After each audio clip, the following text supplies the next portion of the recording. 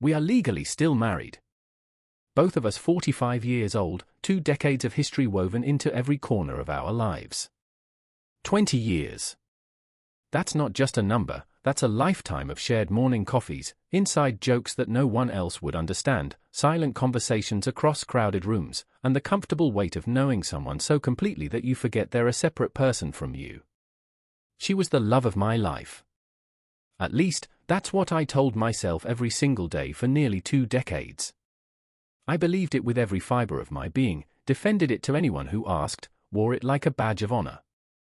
Until I met her. My current girlfriend. And that's when everything I thought I knew shattered like glass under a hammer. That's when I realized, with a clarity that was almost painful, that I had been stagnating for years. Slowly suffocating in the routine of our life together, drowning in the mundane predictability of it all, dying a little more each day without even noticing. My new girlfriend, she's 30, was everything I thought I'd lost. She was happy and exciting in a way that made my pulse race. She was wild and drove me absolutely crazy in the best possible way. With her, I finally remembered what it felt like to feel alive. To wake up in the morning with anticipation instead of resignation. To feel that electric charge running through my veins that I'd forgotten existed. She understood me in ways I didn't think possible. Never complained, never nagged, always positive. It was intoxicating. It was addictive. It was everything I convinced myself I deserved. When my ex-wife found out about the affair, I expected tears. I expected screaming. I expected the dramatic confrontation I'd been dreading and rehearsing responses to in my head. Instead, she laughed. Right in my face.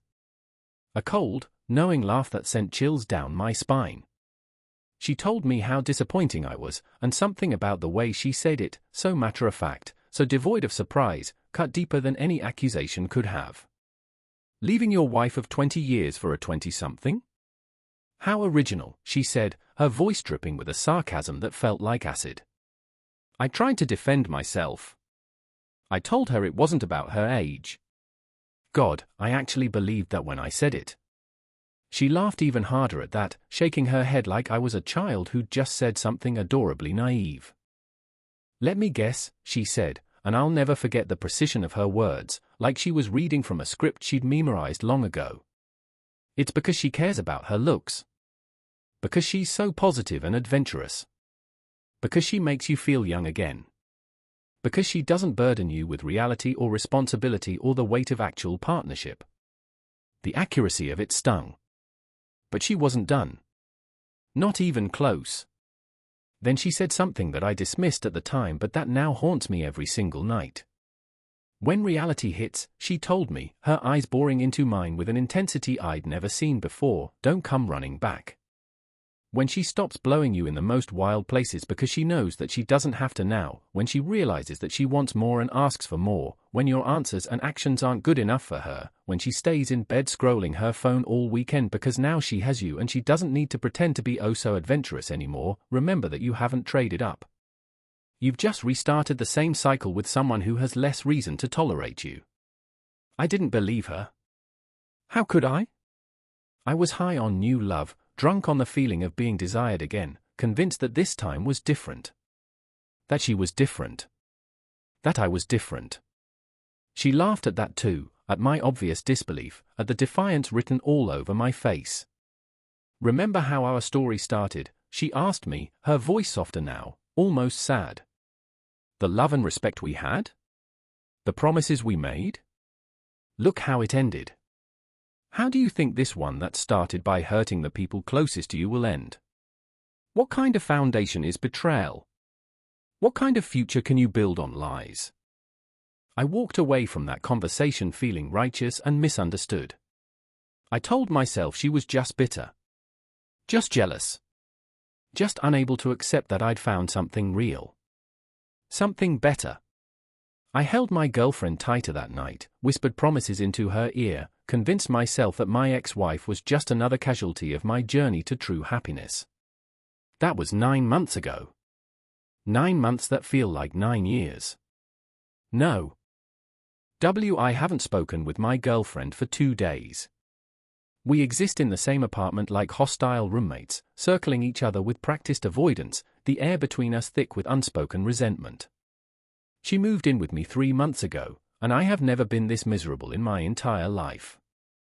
Not even in the worst moments of my marriage, and there were plenty, did I feel this hollow, this trapped, this utterly devoid of hope.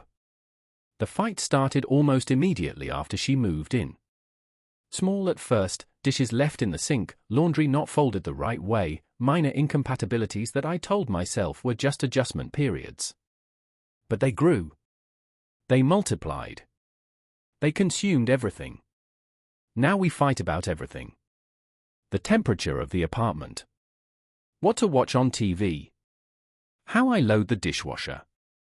Whether I'm paying enough attention to her. Whether I'm giving her too much attention. There's no winning. There's no peace.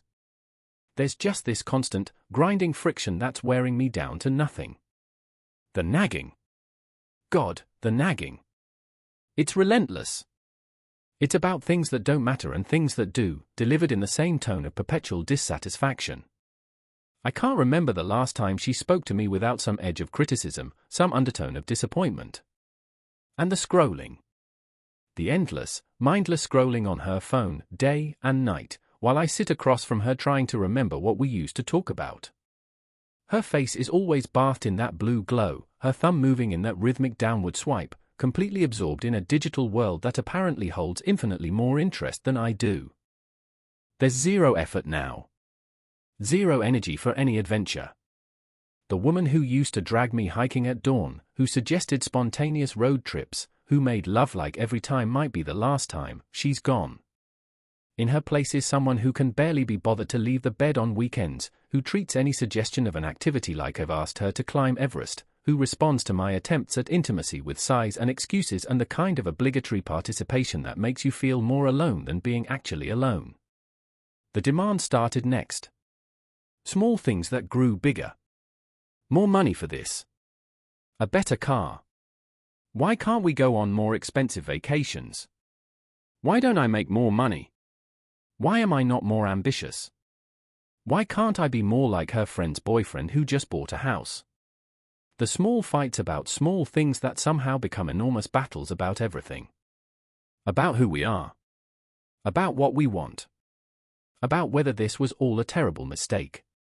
IKN.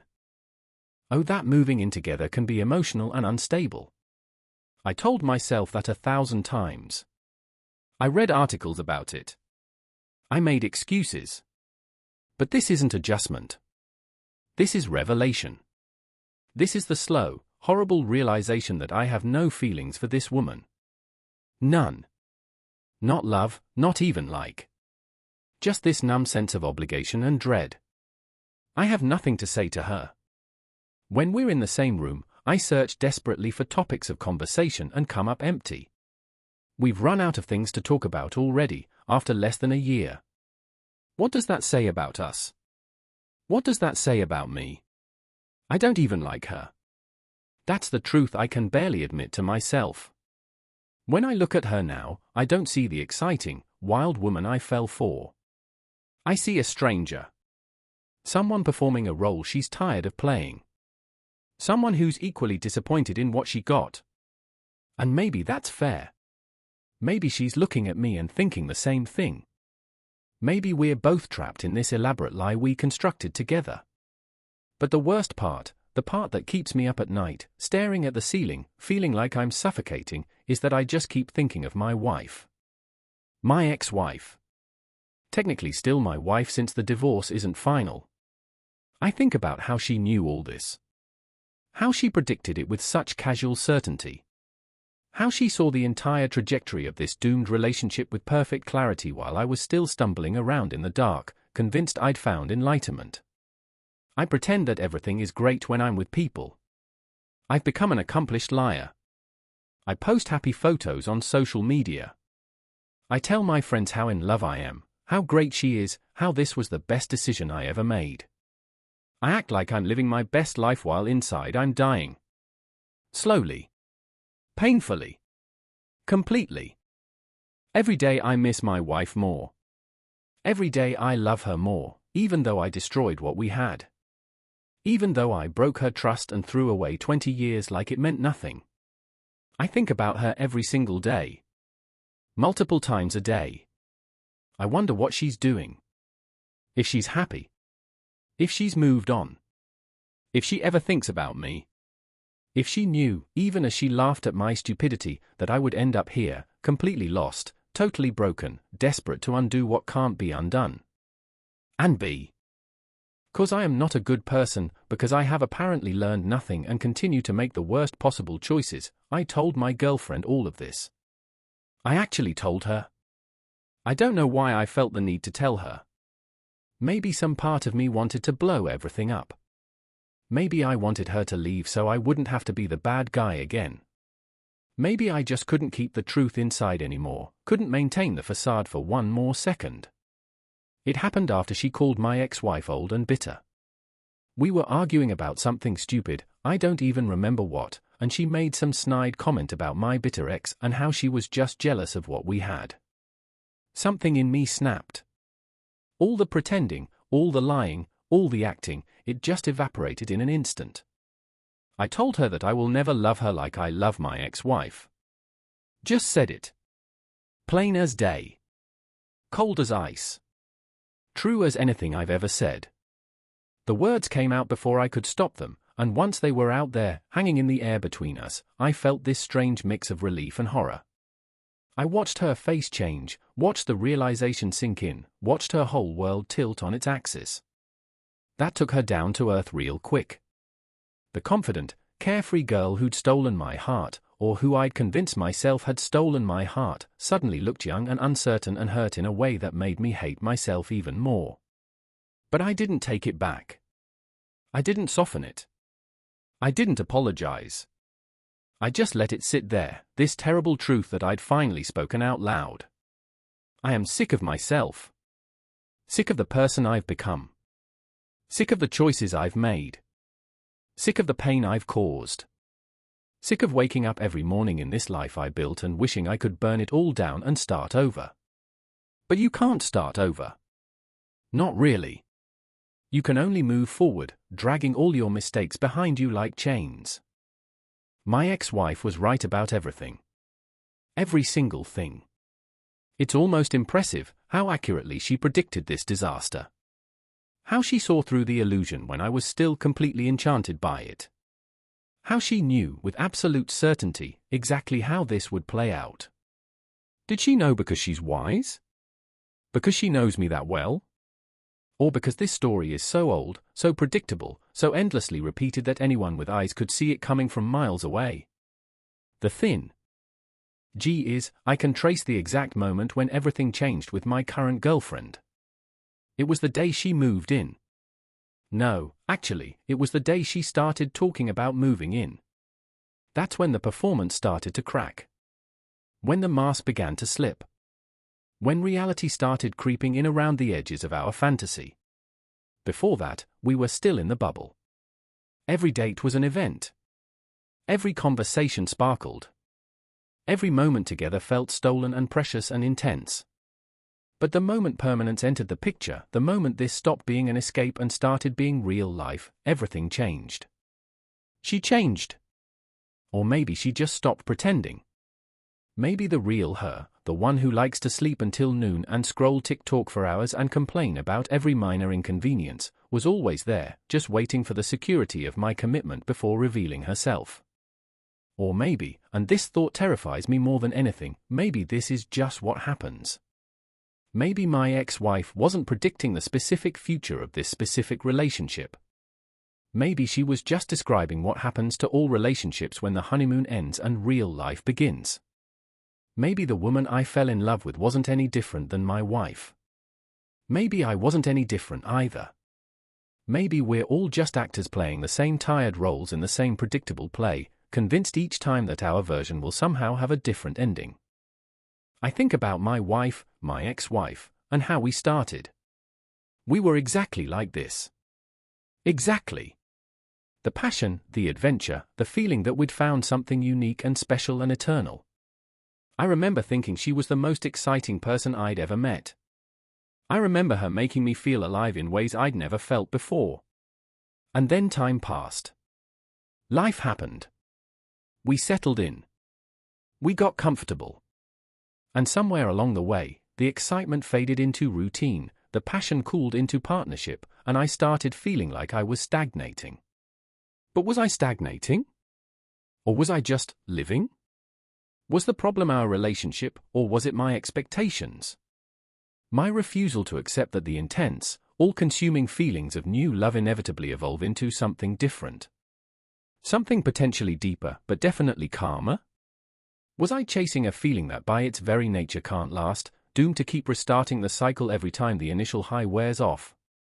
My girlfriend is in the bedroom right now. I'm out here in the living room we share but never seem to occupy at the same time.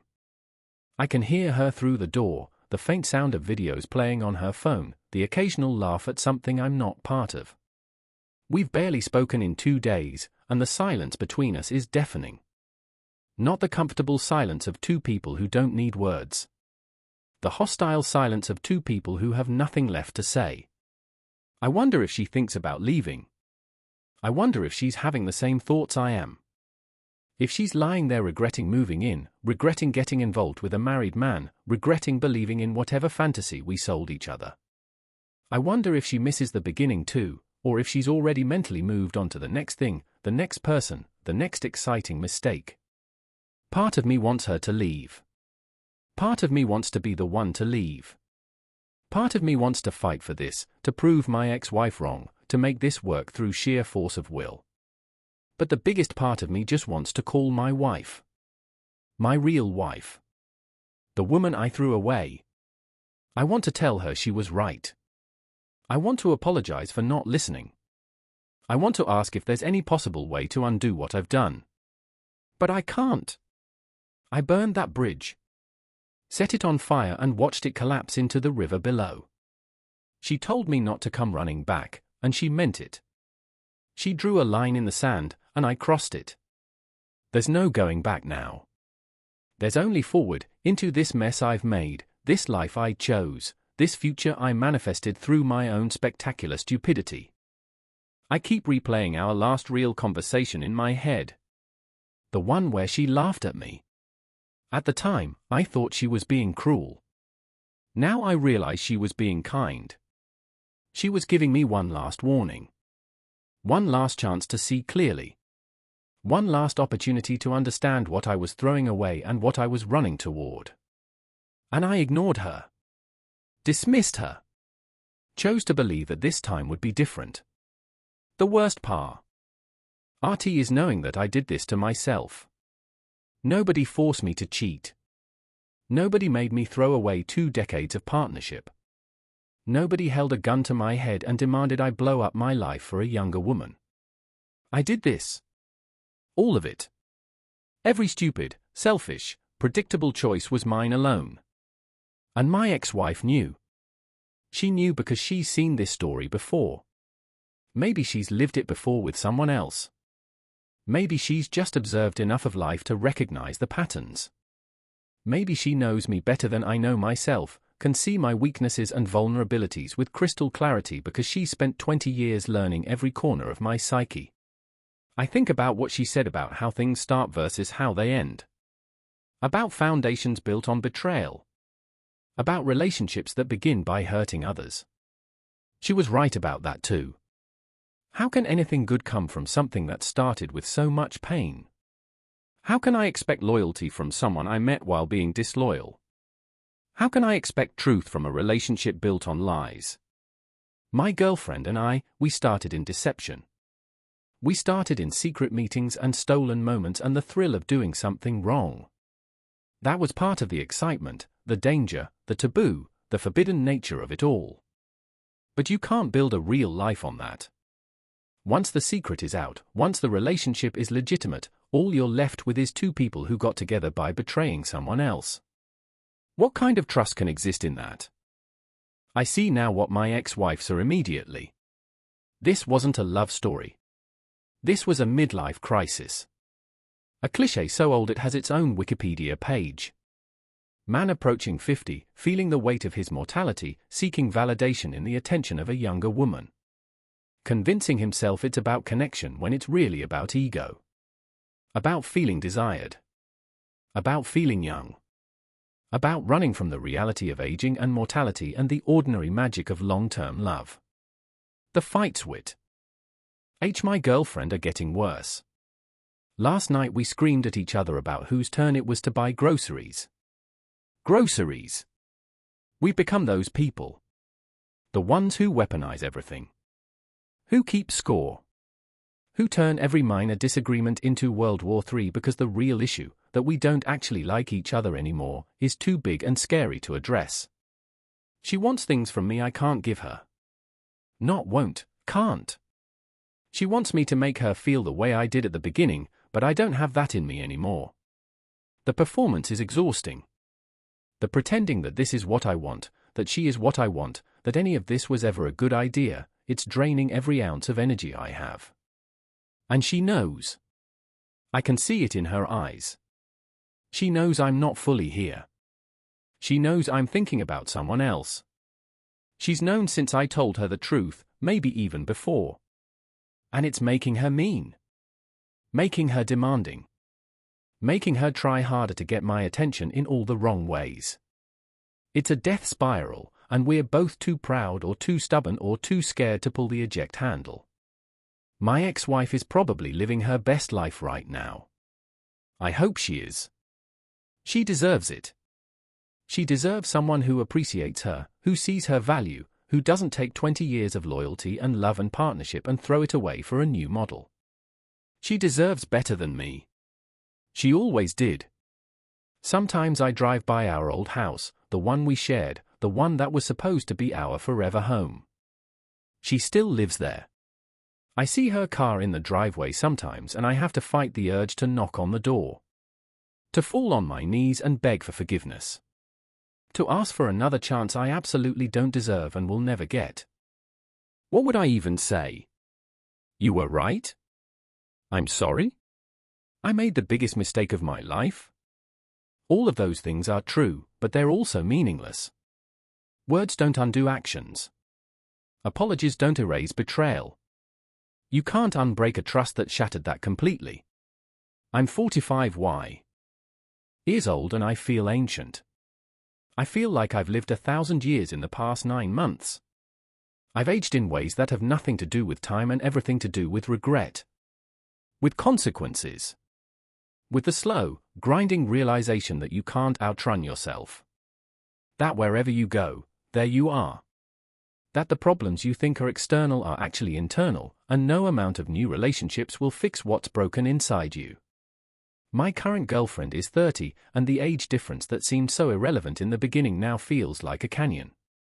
We're at different life stages. We want different things. She's still figuring out who she is, and I'm too old and too tired to pretend I'm on that journey with her. She should be with someone her own age. Someone who can match her energy. Someone who isn't carrying the weight of a destroyed marriage and the ghost of a woman he'll never stop loving. And I should be. I don't know. Alone, probably. Working on myself. Figure out why I sabotage everything good in my life. Why I chase novelty over depth. Why I couldn't appreciate what I had until it was gone. Why I'm so predictably, pathetically typical in my midlife crisis that my ex-wife could see the entire arc of it before it even began. The apartment is quiet now.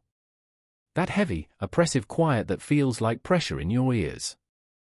I'm sitting here writing this, trying to make sense of how I ended up here. Trying to understand the series of choices that led me from a 20-year marriage to a dying relationship with a woman I don't even like, let alone love. Trying to figure out if there's any way forward from here that doesn't involve hurting more people, including myself. My ex-wife's words echo in my head constantly. They've become a soundtrack to my life. When reality hits, don't come running back. Reality has hit. Reality has demolished me. But I can't run back. That door is closed. Locked. Barricaded. Gone. Remember that you haven't traded up. I haven't. God, I haven't. I've traded sideways at best, downward in reality. I've exchanged 20 years of history and partnership and real love for a few months of excitement followed by grinding misery. I've traded someone who knew me completely for someone who doesn't know me at all and doesn't particularly want to. How do I fix this? Can I fix this? Or is this just my life now, stuck between a past I destroyed and a present I hate, with no clear path to any kind of future that doesn't fill me with dread? I don't have answers. I just have questions. And regrets. So many regrets they could fill an ocean. My ex-wife predicted my future in painful detail, and she was right about everything. And now I lie awake at night, staring at the ceiling, listening to my girlfriend scroll through her phone in the next room, thinking about the woman I lost and will never get back, drowning in the consequences of my own stupidity. And the worst part? The absolute worst part? I deserve every second of this misery. Every bit of this pain. Every moment of this regret. I made my bed, as they say. Now I have to lie in it. Alone. Even when someone else is right there beside me.